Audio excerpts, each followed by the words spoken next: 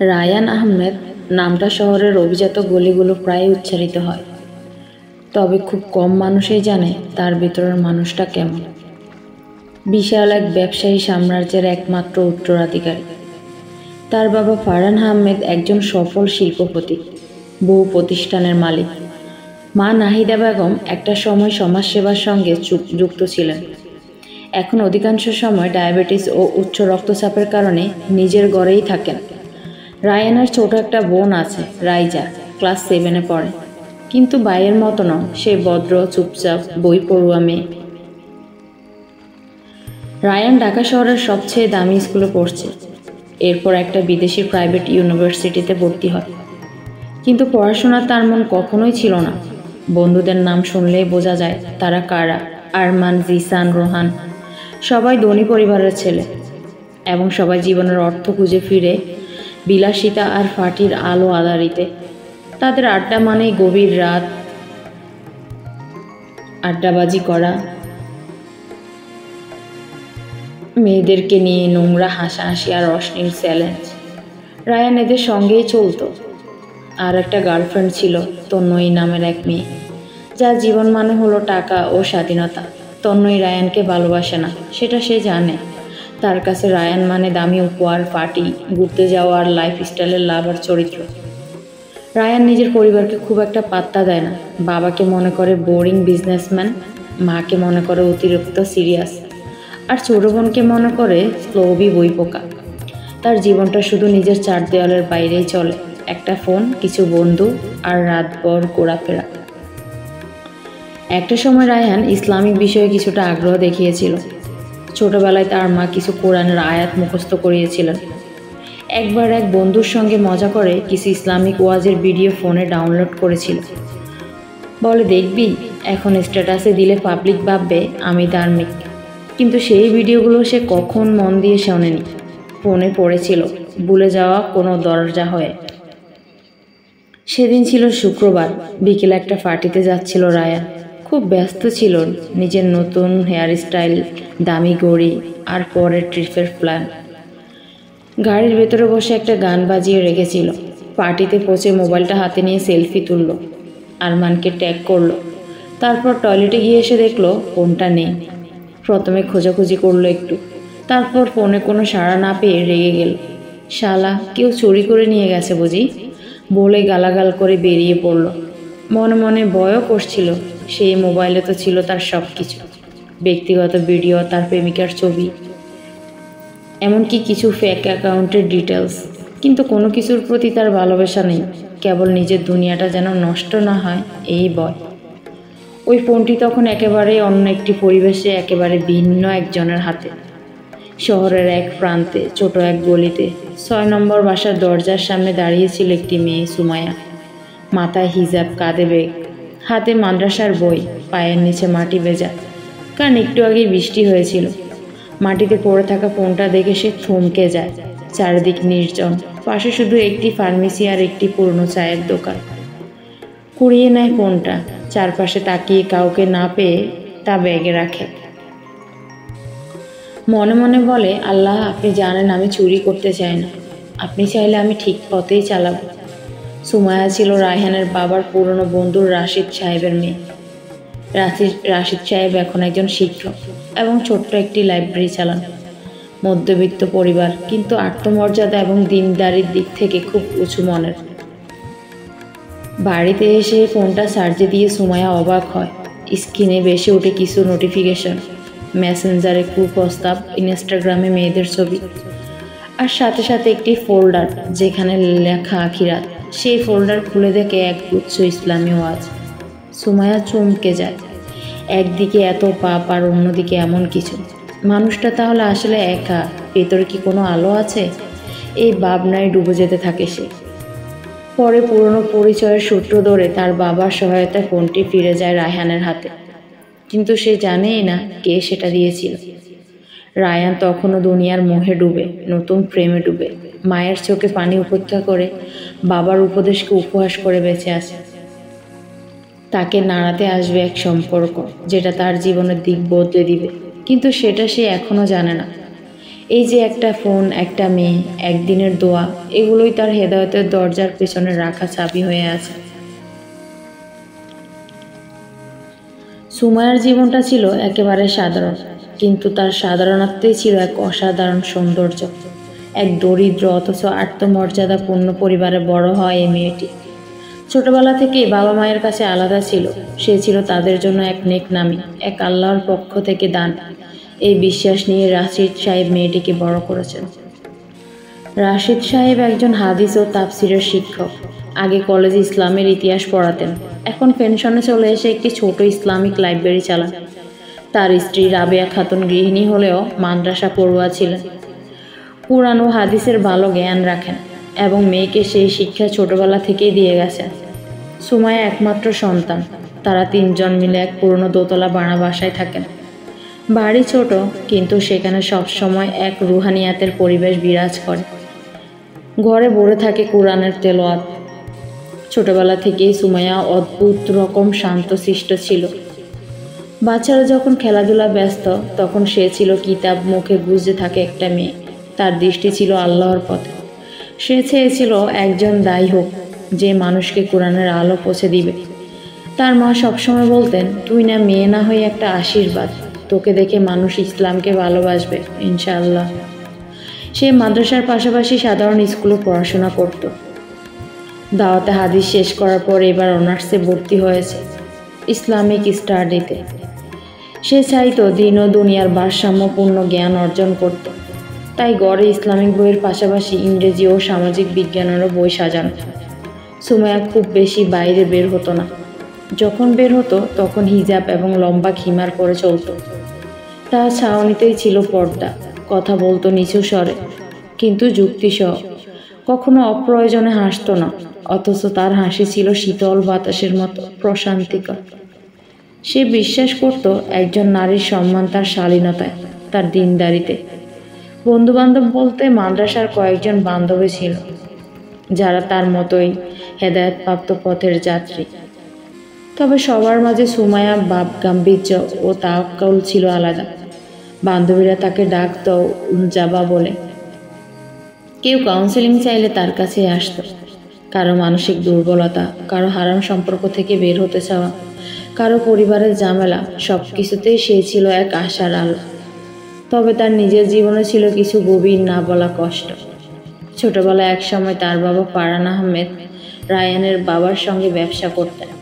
তখন দুই পরিবারে ভালো সম্পর্ক ছিল, কিন্তু ধীরে ধীরে দুনিয়ার মোহ, বাণিজ্য ও দৃষ্টিভঙ্গির পার্থক্যে সম্পর্কের ফাটল ধরে।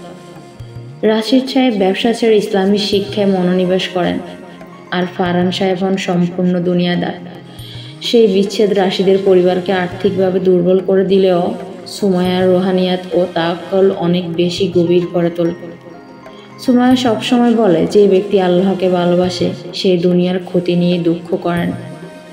যখন সে সেই ফোনটা কুড়িয়ে পেয়েছিল, তখন তার হৃদয়ে যে কম্পন উঠেছিল, সেটা কেবল কৌতূহল ছিল না, একটা দায়িত্বের বোধও ছিল। সে বিশ্বাস করত আল্লাহ কোনো কিছু এমনি এমনি কারো হাতে তুলে দেন না। সেই ফোন ফেরত দেওয়ার পর সে রাত জেগে শুধু একটি দোয়াই করেছিল, হে আল্লাহ, যদি সেই মানুষটা কখনো আপনাকে চিনতে চায়, তাহলে আপনি যেন তাকে পথ দেখান। যদি তার হৃদয় এখানে অন্ধ হয়, আপনি যেন তার সামনে আলো রাখেন। আর যদি আমার হাত ধরে আপনি তাকে ফেরাতে আনতে চান, তবে আমাকে শক্তি দিন, আমি যেন নিজে পথ না হারাই। সে জানতো না, যাকে সে ফোনটা ফেরত দিয়েছে, একদিন তাকেই সে বিয়ের পর শ্বশুরবাড়িতে দেখে চমকে উঠবে। জানবে এই মানুষটা তখন তাকে চিনতে পারবে না, অথচ তার জন্য কত রাত সে সিজদায় কেটেছে। সে জানতো না সেই ছেলেটা একদিন তার সব সহ্যের সীমা ছাড়িয়ে তাকে ঘর থেকে বের করে দিবে। তবে সেটাও জানতো না আল্লাহর কাছে রাখা প্রতিটি অশ্রু, প্রতিটি দোয়া, প্রতিটি সিজদা একদিন উত্তরের দরজা খুলে দেয়। বৃষ্টি ভেজা এক সন্ধ্যা, পশ্চিম আকাশে মেঘের গর্জন, আর শহরের বাতাসে জমে থাকা ক্লান্তির গন্ধ। ফারহান আহমেদ নিজের ব্যক্তিগত অফিস ঘরে বসে আছেন। টেবিলের উপর ব্যবসার রিপোর্টের পাহাড়। তার চেহারা যেন একটা অদৃশ্য চিন্তার ছায়া খেলা করছে। ব্যবসায় লাভ হলেও কিছু একটা যেন ভিতরে খচখচ করছে। পুত্র রায়ানের জীবনযাপন, যতই তিনি টাকা উপার্জন করেন, ততই যেন ছেলেটা দূরে সরে যাচ্ছে, আল্লাহ থেকে, পরিবার থেকে, নিজের ভবিষ্যৎ থেকেও। এই মুহূর্তে তার মাথায় ঘুরছে এক পুরনো নাম, রাশিদ সাহেব। সেই পুরনো দিনের বন্ধু, যিনি ব্যবসা ছেড়ে এখন ধর্মীয় শিক্ষায় মনোনিবেশ করেছেন। হঠাৎ করে কিছুদিন আগে এই ইসলামিক লাইব্রেরি উদ্বোধনী অনুষ্ঠানে তাদের দেখা হয়ে গিয়েছিল। ফারহান সাহেব সেখানে রাশিদ সাহেবকে চিনতে পেরে অভিভূত হয়ে পড়েন।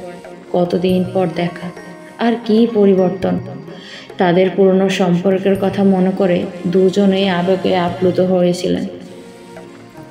সেদিন তারা ঘণ্টাখানেক পাশাপাশি বসে কথা বলেন। ব্যবসা নয়, সম্পদ নয়, আলোচনায় কেন্দ্রে ছিল জীবনের মানে, সন্তানের ভবিষ্যৎ আর দিনদারির প্রয়োজন। ফারহান সাহেব অনেক দিন পর কারোর সঙ্গে এমন শান্তিময় আলোচনা করেছিলেন। একসময় কথায় কথায় তিনি বলে ফেলেন, আপনার মেয়েকে নিয়ে খুব ভালো কথা শুনলাম, মাশাআল্লাহ। অল্প বয়সে এত জ্ঞান, পর্দা, শান্ত স্বভাব। এমন মেয়েই তো আল্লাহকে পরিবার গঠন উপযুক্ত। রাশিদ সাহেব মাথা নিচু করে বলেন, আল্লাহর রহমত ভাই, মেয়েটা আমাদের গর্ব। একটু চুপ করে থেকে ফারহান সাহেব আবার বলেন, আপনার কথাগুলো আমার ভিতর নাড়া দিয়েছে। আমার ছেলের পথ চলা অনেক ভুল আছে, আমি অস্বীকার করব না, কিন্তু আমি চাই সে একদিন বদলাক, হয়তো কারো সাহায্যে, হয়তো এমন একজন স্ত্রীর মাধ্যমে যে তাকে পথ দেখাবে। আমি মনে করি আপনার মেয়েটি সে আলো হতে পারে। আপনি যদি মত দেন, আমি আমার ছেলের জন্য আপনার মেয়ের হাত চাই। ঘরটা কিছুক্ষণের জন্য নিঃশব্দ হয়ে যায়। বাইরের বৃষ্টির শব্দে আরও জোরে পড়ে, যেন আকাশও থমকে শুনছে এই প্রস্তাব। রাশিদ সাহেব মাথা নিচু করেছিলেন।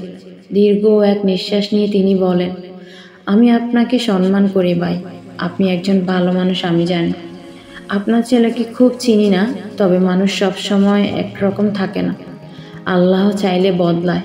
আমি এই প্রস্তাব আমার মেয়ের কাছে পেশ করব, তবে সিদ্ধান্ত তার, আমরা তাকে জোর করি না। পরদিন রাতে ঘরের এক কোণে বসে সুমাইয়াকে ডাকলেন রাশিদ সাহেব। মা রাবেয়া খাতুন পাশেই বসা। মা বাবার চোখে কিছুটা গম্ভীরতা ছিল, তবে সুমাইয়ার মুখে স্বাভাবিক প্রশান্তি। সে বাবার মুখের দিকে তাকিয়ে জিজ্ঞেস করল, কিছু বলবেন আব্বু? রাশিদ সাহেব ধীরে বলে উঠলেন, ফারহান ভাইয়ের কথা মনে আছে? আমার পুরনো ব্যবসায়িক বন্ধু, তার ছেলে রায়ান। তিনি চান তুমি যেন তার সঙ্গে বিবাহ বন্ধনে আবদ্ধ হও। তিনি অনেক চিন্তা ভাবনা করেই বলেছেন, তোমার মতামত চাই মা। ঘরের বাতাস থেমে গেল। রায়ান নামটা উচ্চারিত হতেই সুমাইয়ার ভিতরটা জ্বর বয়ে গেল। মুখে কিছু প্রকাশ না করে সে মাথা নিচু করে বসে থাকল। 3 বছর আগে সে ছেলেটির নাম শুনেছিল। সেই রায়ান, সেই ছেলেটি যার ফোন সে কুড়িয়ে পেয়ে ফেরত দিয়েছিল, যার মোবাইলে সে অন্ধকার আর আলোর অসম্ভব ব্যবস্থা দেখেছিল, যাকে সে কখনোই চিনত না, কিন্তু মনে মনে কখনো কখনো দোয়া করত, হয়তো একদিন সে বদলে যাবে। আর সেই মানুষ তার জীবনের প্রস্তাব হয়ে দাঁড়িয়েছে। রাবেয়া খাতুন বলেন, বাবা মা হিসেবে আমরা তোমার উপর জোর করি না, তবে তুমি দিনদার, ধৈর্যশীল, আল্লাহ ভীরু। যদি সে সত্যি আল্লাহর পথে আসতে চায়, তবে হয়তো তুমি তার জন্য উসিলা হতে পারো। তবে এই পথ সহজ নয় মা, অনেক কষ্ট হবে। সিদ্ধান্ত তোমার, আমরা তোমার সঙ্গে থাকব। সুমাইয়া চোখ বন্ধ করল। কিছুক্ষণ চুপ থেকে ধীরে বলল, আমি ইস্তিখারা করব, তারপর সিদ্ধান্ত জানাবো। তবে আব্বা, একটা কথা বলি। হ্যাঁ মা, বলো। আমাকে দিয়ে কাউকে বদলানো যাবে না, বদলাতে পারবেন শুধু আল্লাহ। আমি চাই যেন কেউ আল্লাহর পায়, আমার জন্য না, আল্লাহর জন্যই। তারপরে রাতের ইস্তিখারে সে কাঁদল অনেক, নিজের ভবিষ্যতের কথা ভেবে না, বরং রায়ানের জন্য। সে বলল, হে আল্লাহ, যদি আপনি চান আমি তার পাশে দাঁড়িয়ে তার জন্য দোয়ার দেয়াল হই, তবে আমাকে কবুল করে নিন। আর যদি আপনি জানেন এতে আমি আপনার পথ থেকে বিচ্যুত হব, তবে আমাকে রক্ষা করুন। আমি আপনার রাহে সব কিছু ছাড়তে প্রস্তুত, শুধু আপনি যেন আমার অন্তরে থাকেন। 3 দিন পর উত্তরের প্রতীক্ষায় থাকা বাবা মাকে সে জানায়, আপনারা চাইলে এই নিকাহ আমি কবুল করব, তবে শর্ত একটাই, আমি চাই না কেউ আমাকে ভালোবাসুক, আমি চাই সে আপনাকে ভালোবাসুক। এভাবেই শুরু হয় সেই সম্পর্ক, যা ছিল আড়ালের এক রহস্যময় যাত্রা। এক বখাটে ছেলের জীবনে প্রবেশ করলো এক নীরব বাতি। এক চুপচাপ সেজদাকারিনী, যার হাত ধরে হৃদায়তের দরজা একদিন খুলে যাবে। সে তখনও জানে না রায়হান তখন এক দুনিয়ায় ডুবে, যেখান থেকে সোজা করে তাকানোই অসম্ভব। শরীরের চাহিদা, চোখের মোহ আর গার্লফ্রেন্ড তন্ময়ের তৈরি করা এক মায়াজালে সে আটকে আছে নিঃশব্দ। জীবনের প্রতিটি গভীর কোনো অনুভূতি নেই, সবকিছু যেন সাময়িক ভোগের বস্তু। সেই দিনটাও এমন এক বৃষ্টি ভেজা দুপুর ছিল। গার্লফ্রেন্ড তন্ময়ের সঙ্গে ফোনে তর্ক করে বিরক্ত হয়ে বিছানায় গড়াগড়ি খাচ্ছিল রায়হান। চোখে বিরক্তি, ঠোঁটে তাচ্ছিল্য। ঠিক তখনই দরজায় বাবা কড়া নাড়। রায়হান, একটু বসো, জরুরি কথা আছে। উফ বাবা, আবার কি? বিরক্ত নিয়ে ড্রয়িং রুমে এসে বসে। সেখানে মাও আছেন।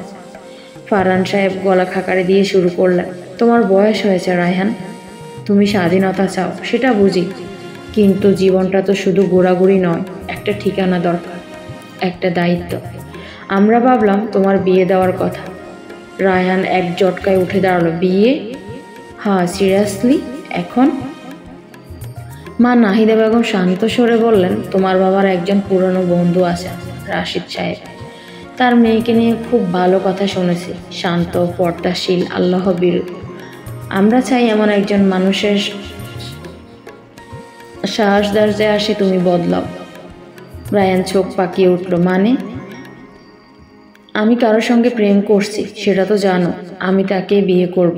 এসব হিজাব নিকাব পরা মেয়ে আমার লাইফে চলবে না। বাবা চুপচাপ তাকিয়ে থাকেন। কোনো রাগ নেই, শুধু একটা হতাশা। তুমি যাকে প্রেম বলো সে তোমার টাকায় প্রেম করে, তোমার চরিত্রে নয়। তুমি বোঝো না, একদিন সে তোমাকে ধোঁকা দিবে। ধোঁকা দেবে? আপনার ধারণা কত গভীর। Don't try to control my life dad. ঘরের ভেতরে চুপচাপ একটা যুদ্ধ শুরু হয়। একটা প্রজন্মের অহংকার আর একটা প্রজন্মের অভিজ্ঞতা। পরদিন মা এসে রায়হানের রুমে চুপচাপ বসেন, হাতে রায়হানের ছোটবেলার একটা অ্যালবাম। তুমি জানো, এক সময় তোমার মুখে বিসমিল্লা ছাড়া খাবার ঢুকতো না। ছোটবেলায় কোরআনের আয়াত শুনে তুমি কেঁদে ফেলতে। আমি তো সব বলিনি রায়হান, শুধু মনে করিয়ে দিলাম তুমি এমন ছিলে না। রায়হান কিছু বলল না, চুপ করেছিল। আরেকদিন আরমান ও জিসানকে ডেকে ফারহান সাহেব বসালেন। তোমরা ওর বন্ধু, ওর ভালো চাও না? চাই আঙ্কেল, বলল আরমান। কিন্তু রায়হান এখন জেদে। একবার যদি ও বুঝতে পারতো এই মেয়েটা ওকে বদলে দিতে পারে। তোমরাও বোঝাও ওকে, আমরা জোর করব না, শুধু চাই ও একবার ভাবুক। পরের দিন বিকেলে রায়ানকে চায়ের দাওয়াতে ডাকে জিসান। ভাই শোন, তোর লাইফ তো একঘেয়ে হয়ে গেছে। একটা ইসলামিক মেয়ে, মাথা হিজাব, মুখে তাহাক্কল, ভাবতে পারিস একদিন তুই হুট করে ঘুম থেকে উঠে দেখবি কেউ তোর জন্য তাহাজ্জুদে দোয়া করছে, আর ওদিকে তন্ময়ী তোর সাথে চিৎকার করে কেমন শপিং লিস্ট পাঠায়। বিয়ে করলে যদি একদিন সে তোকে আল্লাহর পথে ফিরিয়ে আনতে পারে, একটু ভেবে দেখ ভাই। সব হারিয়ে যাওয়ার আগেই। রায়ান চুপ। তার চোখে ঘুরছে তনয়ার হালকা মেকআপের ঢাকা রাগী মুখ আর কাল্পনিক এক হিজাব পরা মেয়ের নরম দৃষ্টি। রাতে বিছানায় শুয়ে একা ছিল। ফোনে তনয়ার টেক্সট, তোর বাবা মা হিপোক্রেট, তুই যদি ওদের কথা শুনিস আই অ্যাম ডান। রায়হান ফোনটার পাশে ছুঁড়ে ফেলল। একটা অজানা কষ্ট বুকের মধ্যে ছুটছে, কিন্তু এটা হারাতে বসেছে সে। এটা সে বুঝতে পারছে না। সেই রাতে প্রথমবারের মতো সে জানালা খুলে আকাশের দিকে তাকালো। চাঁদ হালকা আলো ছড়াচ্ছে আর একটানা বৃষ্টির শব্দ। তার হৃদয় যেন কেউ ধীরে ধীরে বলছে, তুই যদি নিজের জন্য না ফিরিস, আল্লাহর জন্য ফির। দুনিয়ার প্রেম তোদের বাঁচাতে পারবে না, আল্লাহর প্রেম পারে। সকালে ফজরের পর মা তার দরজায় এসে দাঁড়ালেন। ছেলে, তুমি যদি রাজি হও আমরা আজই প্রস্তাব ফাটাবো। রায়ান নিঃশ্বাস ফেলে বলল, আমি ভেবে দেখেছি, বিয়ে করব, তবে শর্ত একটাই। কি শর্ত? বাবা জিজ্ঞেস করলেন। আমাকে বোঝাতে চেয়ে না যে আমি ভালো হব, আমি যেমন আছি তেমনই থাকব। যদি ওকে মানিয়ে নিতে পারো তাহলে ঠিক আছে। মা বাবা শুধু হাসলেন, কারণ তারা জানতেন মানিয়ে নেওয়ার মাঝে একটা রহমতের রহস্য লুকিয়ে থাকে। আর এক নারী যদি নিজের চোখে নয় হৃদয়ের আল্লাহর প্রেম নিয়ে কারো ঘরে আসে, তাহলে সে শুধু স্ত্রী নয়, হেদায়েতের দরজা।